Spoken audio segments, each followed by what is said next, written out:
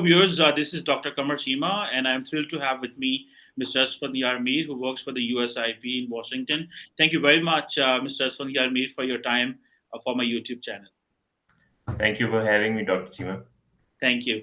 So, Mr. Asfandi Armir, I requested you for today's talk, and the purpose of talk and the subject of the talk is to understand from you, since you have worked extensively on Pakistan's militant landscape and about the non-state actors in Afghanistan, Pakistan, and in the region.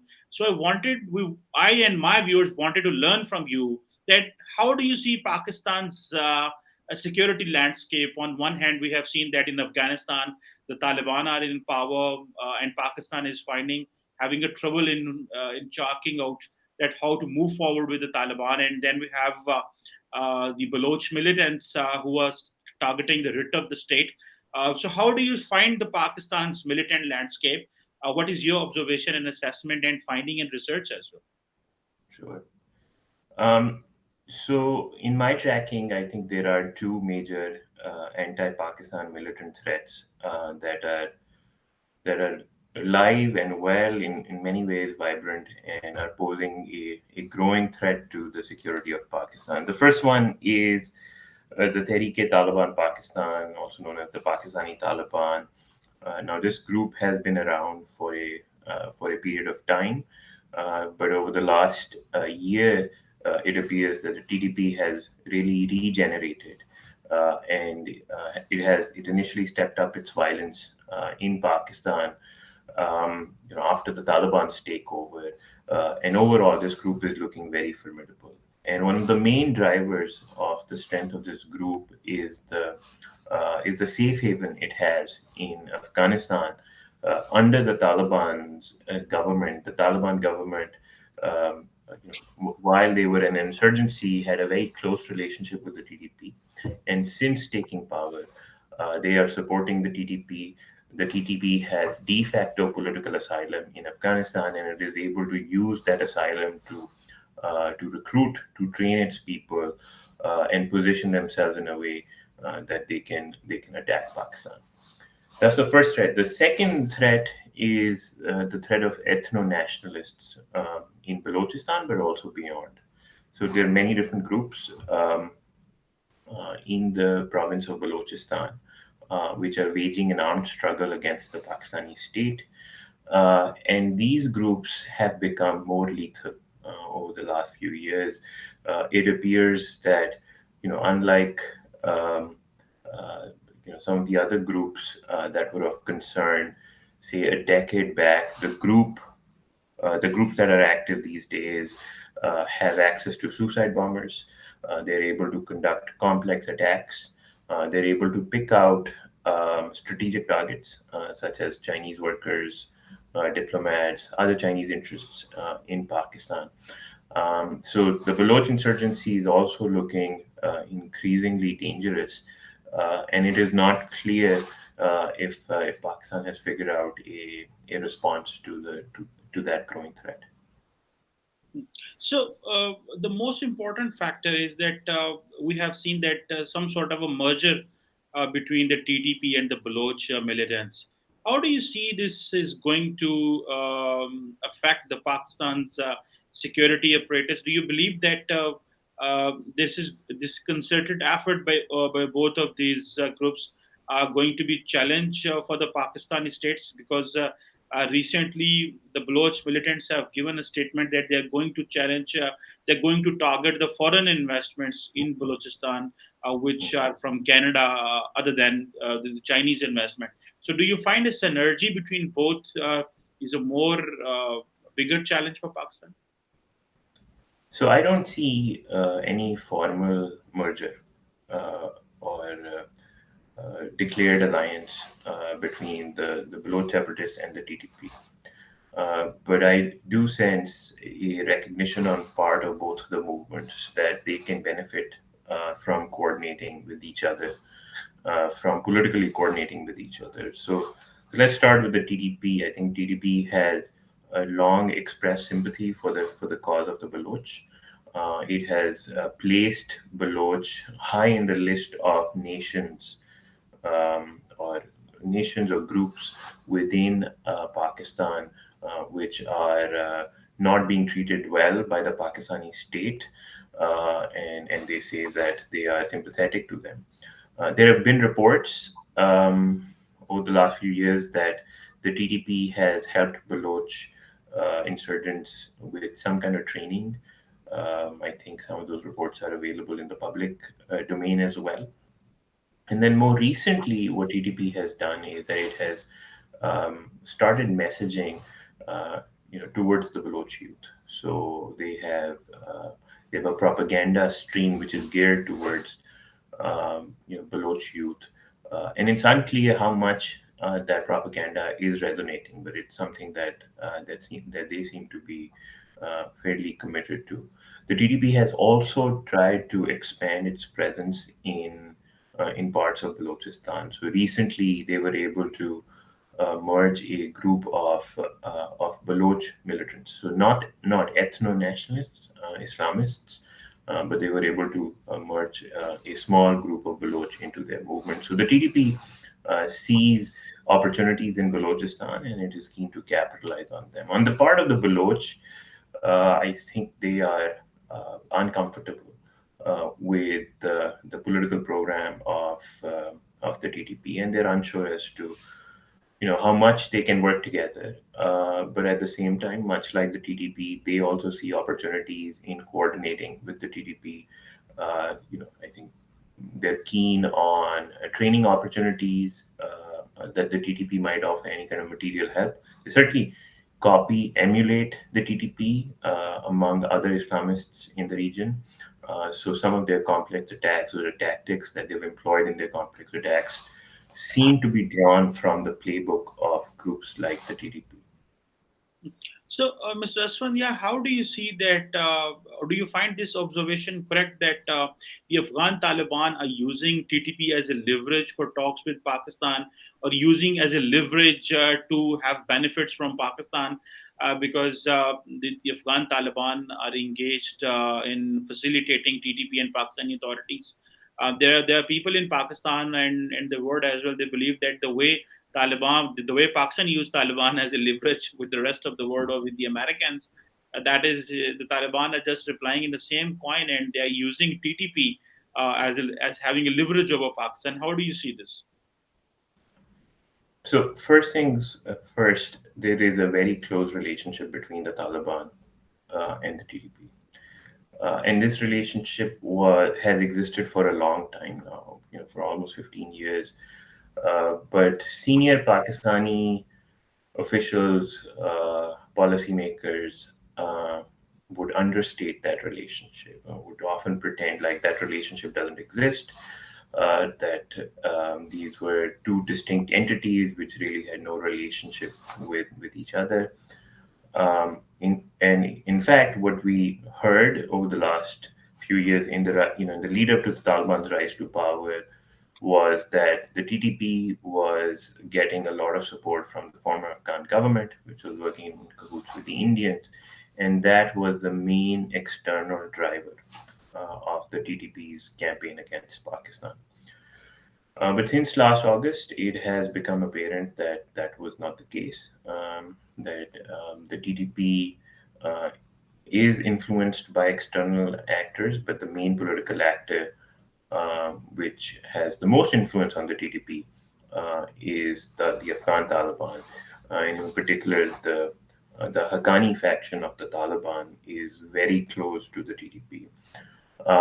And so there are now reports of the TTP being able to expand its organizational presence in Afghanistan.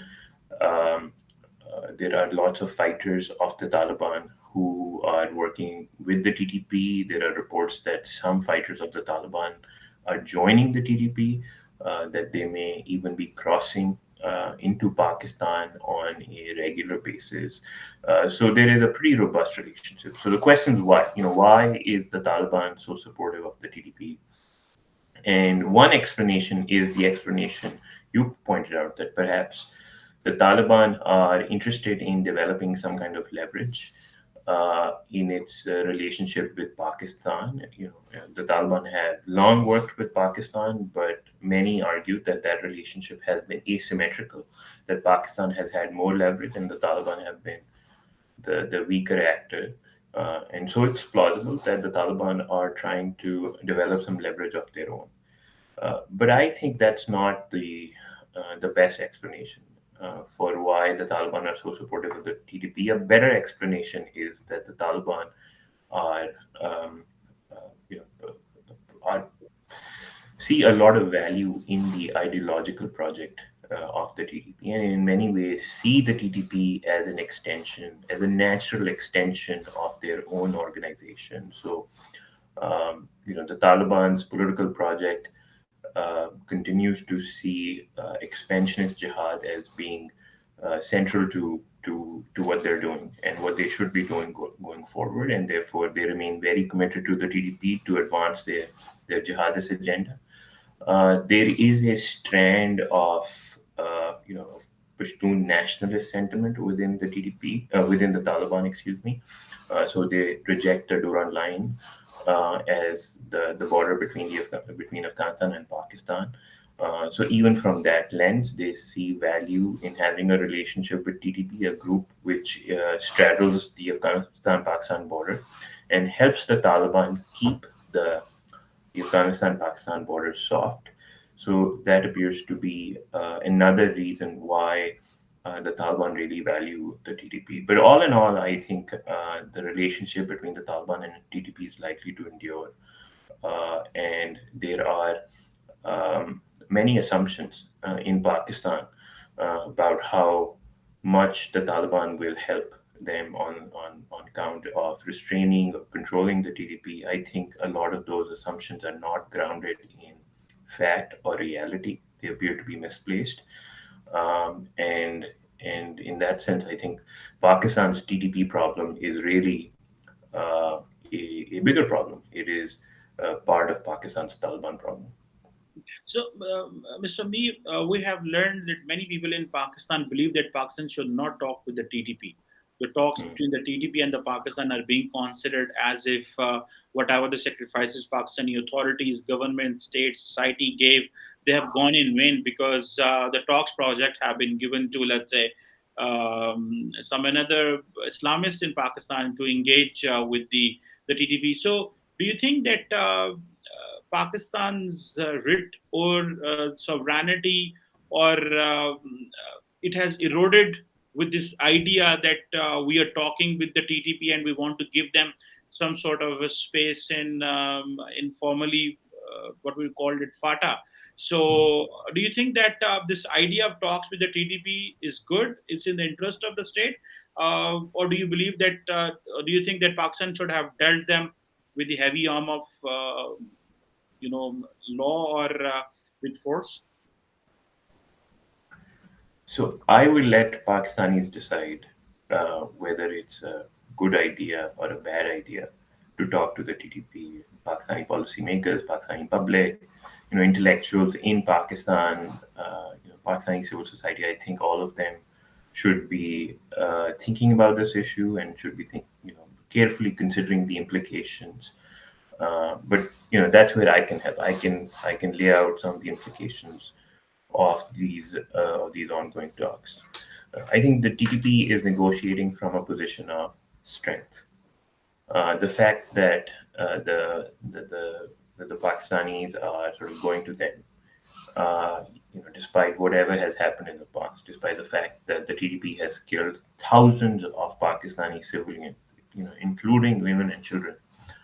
The Pakistani policymakers, senior military officials have gone to them and are in effect requesting the TDP to agree to a settlement. I think that's a political win for the TDP.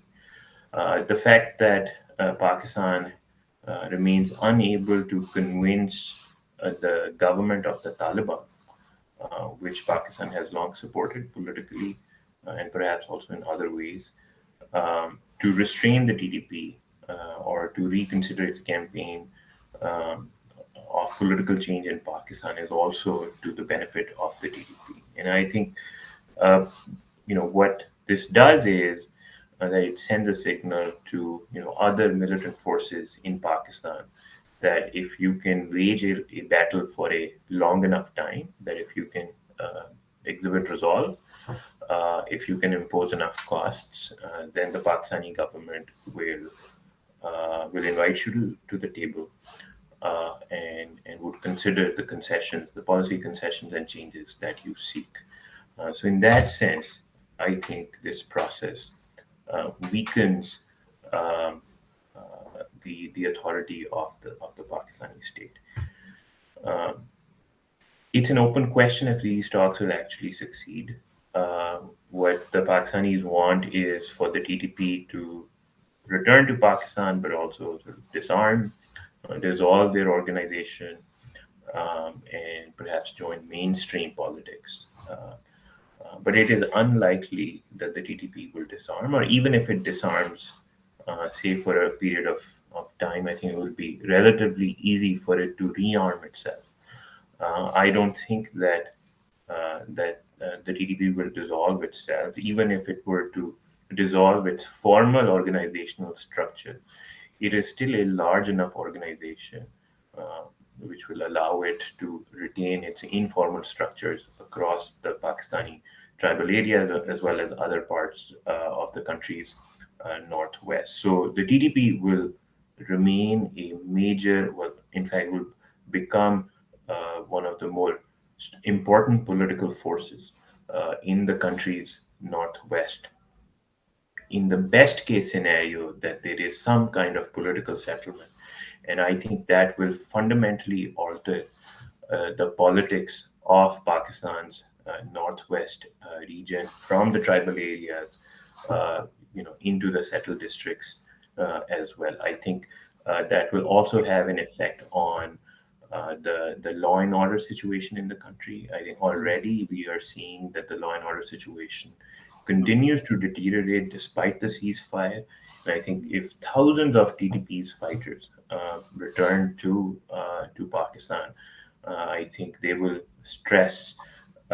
put a lot of stress on Pakistan's internal security situation along the country's northwest. I think then there are questions about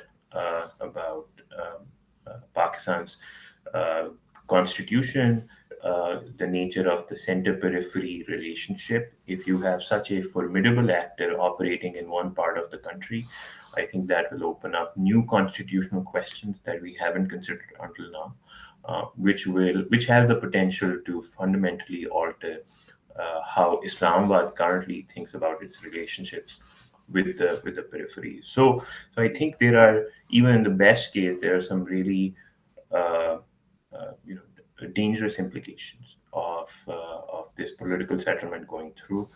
But on the other hand, I also understand the limitations of Pakistan's security managers, military personnel. Pakistan is on the cusp uh, of an economic default, and I think that has been obvious to people who are in the know that Pakistan does not have enough resources. So, continuing a military campaign, a large-scale military campaign, which would plausibly also have a cross-border component, I think is also not a viable proposition at this point in time. Last time when Pakistan waged a campaign against the TDP, Pakistani military was getting pretty big checks from the U.S. government. The U.S. government subsidized Pakistan's military campaign against the TDP, helped it consolidate. U.S. drone strikes took out the top leaders of the TDP a decade or so back. Much of the political echelon was actually of the TDP was eliminated in U.S. drone strikes. Pakistan doesn't have that kind of support, which limits uh, uh, the kind of military options it is able to pursue. So I understand that limitation as well. So I think Pakistan is in a very tight spot on this TDP question, and there are no easy answers going forward. So, moving forward from this militant Islamists to these institutional Islamists, we had this TLP, Tehreek-e-Labbaik Pakistan, which was a right-wing Sunni Brelvi party, which was dominating the religious landscape over the Pakistan. But in the recent biopolls, which former Prime Minister Imran Khan's party won, it seems that the way Prime Minister Imran Khan is using is using the religion card, anti-West, anti-US card, and then transnational nationalism card as well. How do you see that there are people who believe that Imran Khan, who was a center-right party, is turning to be a far-right party? Do you think that this using religion card in Pakistan, the mainstream political parties are turning to be Islamist parties as well, and particularly keeping in mind this case study of Prime Minister Imran Khan's party, the Pakistan Tehreek-e-Insaf? So Imran Khan's party, when it first emerged, appeared to be marginally right of center. I'm talking about late 90s, maybe even the early 2000s, and then ever since we've seen the party, Imran Khan himself, move further to the right. And I think in the lead up to the 2018 elections, Imran Khan and his senior leadership um, settled on a right of center platform, and that's where they remain. And as you note, I think they're able to make these appeals, um, religious appeals. I think they've developed a vocabulary which is able to speak to different and often competitive right wing constituencies. I think Imran Khan has appeal in Deoband constituencies as well as Bareilly constituencies. So I think Imran Khan has built a very powerful political platform which resonates with a lot of people on the right, and that has made things difficult for several religious political parties, starting from the Jamaat Islami to JUI. I think he's made inroads in the more uh, religious minded vote bank of the PMLN as well. And then finally, it appears that he has been able to poach from the TLP's support as well over the last few years. Though it's premature to say, maybe I think the TLP can make a comeback. It is still able um, to mobilize a lot of people across the country in different parts of the country.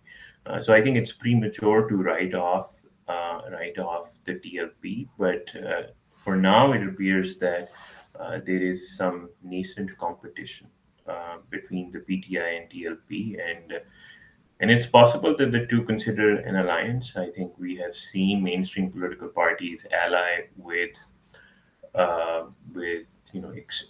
more extremist religious political parties.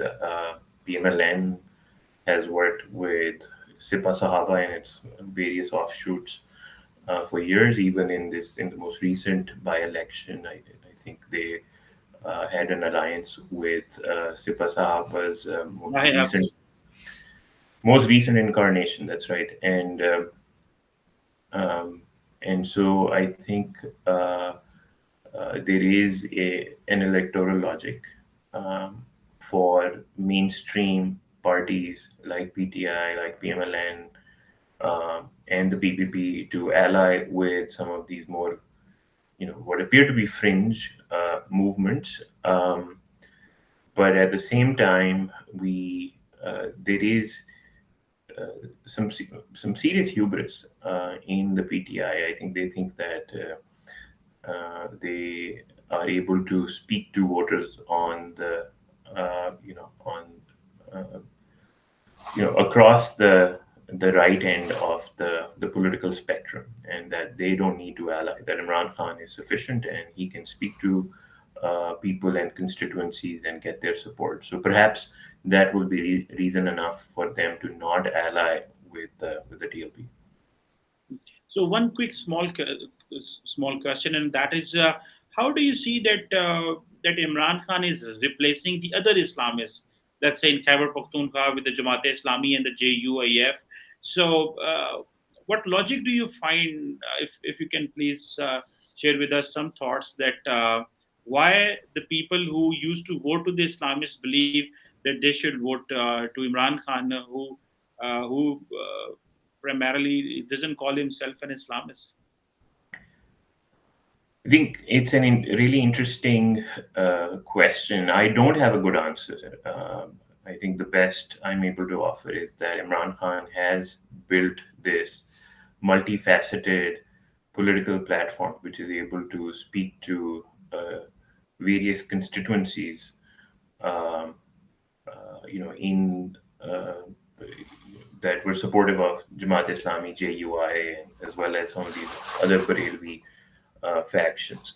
So that's one reason. The other possibility is that these parties have also not done well. So I think there's a lot of disappointment with the JI and some of its pledges among Jamaat Islami's vote base. Uh, a third possibility is that um, there's been a crisis of leadership in some of these groups. So JUI has not had any real turnover in leadership. Jamaat Islami has oscillated uh, from a person who was a pan-Islamist like Munawar Hassan to now Sirajul Haq, who appears to be who is not a pan-Islamist and who sort of you know, I can see him fitting in PMLN as well as the PTI. So he's not as ideological as Munawar Hassan was, and I think that has had an impact on Jamaat Islami. So I think the answer is not clear, but what you're getting at is real. Um, that some of these religious political parties, more traditional religious political parties, are really struggling, and they're having a hard time in staying relevant in Pakistan's political scene. Anyhow, you have explained obviously the militant Islamists and these institutional Islamists, how they are impacting Pakistan's political and the security landscape.